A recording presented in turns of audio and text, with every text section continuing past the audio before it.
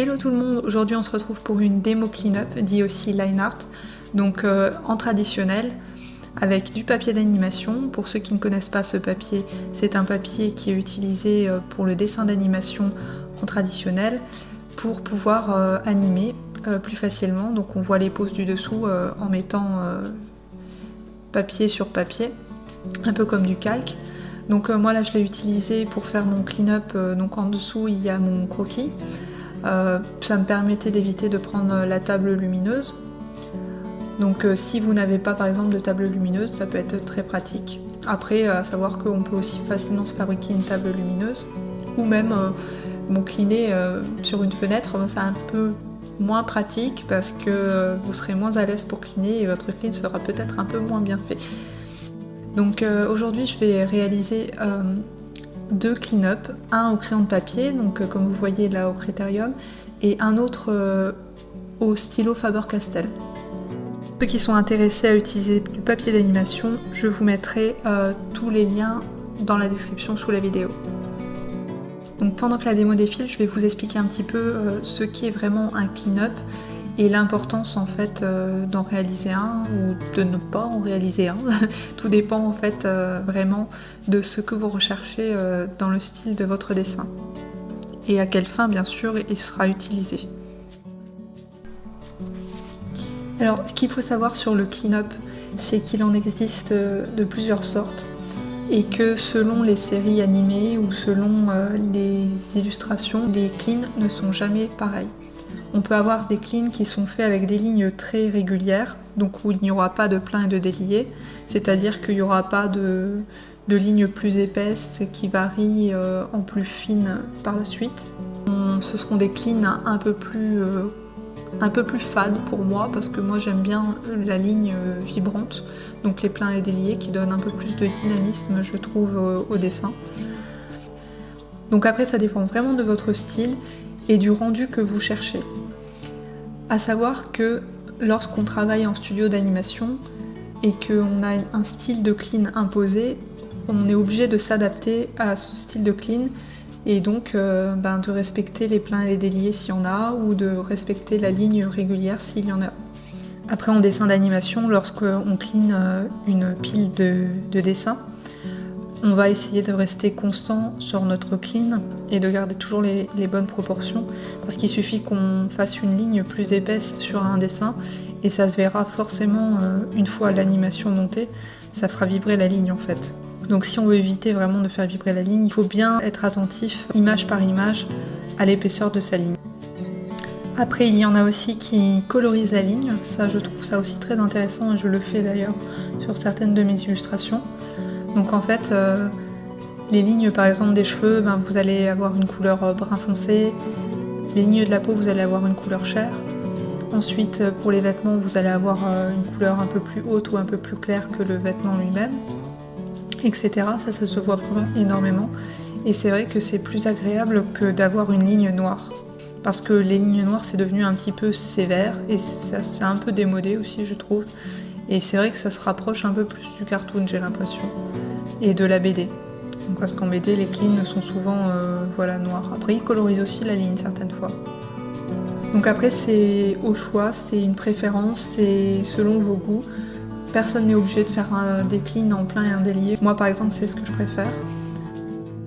Le clean-up ou line art en soi, que ce soit dans la BD ou pour l'illustration ou encore pour l'animation, ça permet toujours en fait de mettre au propre un dessin et de pouvoir passer à la colorisation, parce que ça facilite en fait la colorisation dans le sens où si on ferme bien ces lignes, on peut plus facilement et plus rapidement coloriser l'ensemble du dessin, surtout en animation par exemple. Moi quand j'étais au BTS, on s'appliquait à fermer bien les lignes pour pouvoir mettre les couleurs plus facilement avec le pot de peinture après sur Photoshop. Mais après c'est vrai qu'il n'y a pas vraiment d'obligation, comme je disais tout à l'heure, ça dépend en fait du choix artistique. Il y a aussi des séries animées ou même des illustrations maintenant pour la plupart qui ne sont pas faites avec une ligne fermée, une ligne constante ou un clean apparent.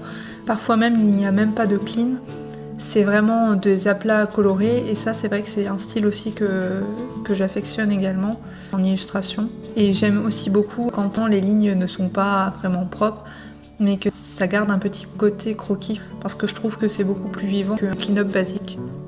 Vous pouvez aussi utiliser des pinceaux différents, des crayons de papier, des crayons de couleur, ça peut être vraiment très varié. Souvent certains font leur line art avec un stylo pinceau. D'ailleurs ça fait des pleins et des déliés automatiquement. Il y en a qui préfèrent faire un clean un peu plus rough, donc c'est-à-dire un clean qui aura une texture, par exemple un petit peu charbonneuse, un petit peu avec des grains, on va dire, qui sera texturé, qui sera un petit peu aéré, en fait la ligne ne sera pas pleine. Dans tous les cas, peu importe le choix de l'outil que vous faites, il faut vraiment que votre clean apporte quelque chose à votre dessin.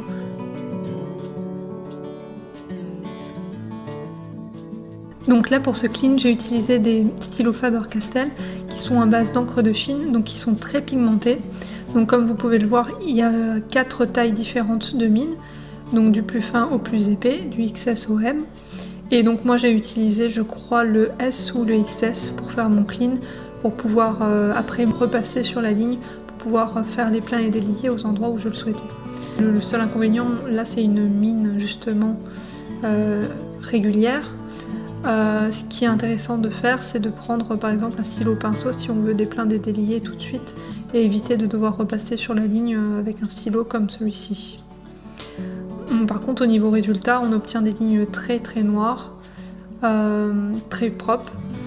À savoir qu'il faut aussi bien choisir son papier parce que si vous utilisez un papier qui boit l'encre et qui fuse, vous allez avoir des taches et votre ligne ne sera pas en fait très propre. Alors maintenant, avantages et inconvénients du clean traditionnel. Donc premièrement, l'avantage c'est qu'on est directement sur le papier, donc on est beaucoup plus à l'aise que sur une tablette Wacom par exemple, quand on n'est pas en direct. Bon par contre ceux qui travaillent sur iPad et Procreate, bon, forcément c'est le must. Par contre, inconvénient, c'est que si on se loupe, et bien sûr on va devoir tout recommencer ou bien alors faire des corrections une fois le dessin numérisé. Le fait aussi de devoir numériser, c'est pas très pratique, d'autant plus qu'on va devoir séparer la ligne du fond de notre feuille, donc on va devoir faire des manipulations supplémentaires une fois sur le logiciel. Donc après c'est aussi en fonction des affinités, si vous préférez vraiment le pur traditionnel, ben alors faites tout au traditionnel, et si au contraire vous préférez tout numériser, et bien faites dans ce cas tout de façon numérique. Moi après je sais que j'aime bien mixer les deux, j'aime à la fois faire mes croquis sur carnet, et après les photographier et les importer sur Photoshop pour retravailler après mes dessins par exemple en numérique. Donc au final c'est vraiment à vous de tester et de voir sur quel support vous êtes le plus à l'aise. Sinon les conseils que je peux vous donner pour faire un bon clean quand on est au traditionnel mais aussi en numérique, c'est de noircir du papier ou de noircir de la page numérique de traits et de faire un échauffement du poignet avant de commencer un clean parce que c'est finalement un peu comme le sport, il faut toujours avoir la main échauffée pour avoir le poignet délié et pouvoir être plus à l'aise après quand on trace des lignes. Autre petit conseil pour cleaner proprement, commencez toujours par le haut. Vous avez peut-être dû le voir, j'ai utilisé par la suite un buvard parce que je n'avais pas commencé par le haut et forcément au bout d'un moment on met la main en plein dans la ligne et on en met partout. Donc pour vous éviter ça, soit prenez un buvard, soit commencez de façon stratégique par le haut de votre dessin en descendant progressivement. Donc là vous pouvez voir les 3 dessins, donc à gauche le croquis, donc le rough, ensuite à droite on a le clean qui a été réalisé au Crétarium, crayon de papier, donc on voit un peu les pleins et les déliés, c'est assez doux, ça donne du dynamisme et un côté assez soft au dessin. Et ensuite le dernier qui a été réalisé du coup au feutre Faber-Castell, donc à base d'encre de Chine, et qui est là un peu plus dur en fait, qui est un peu plus style BD pour le coup. J'espère que cette vidéo vous aura un peu éclairé sur le clean-up traditionnel. La prochaine fois nous verrons le clean-up numérique sur Illustrator et Photoshop. Et en attendant, expérimentez et faites-vous plaisir. Ciao!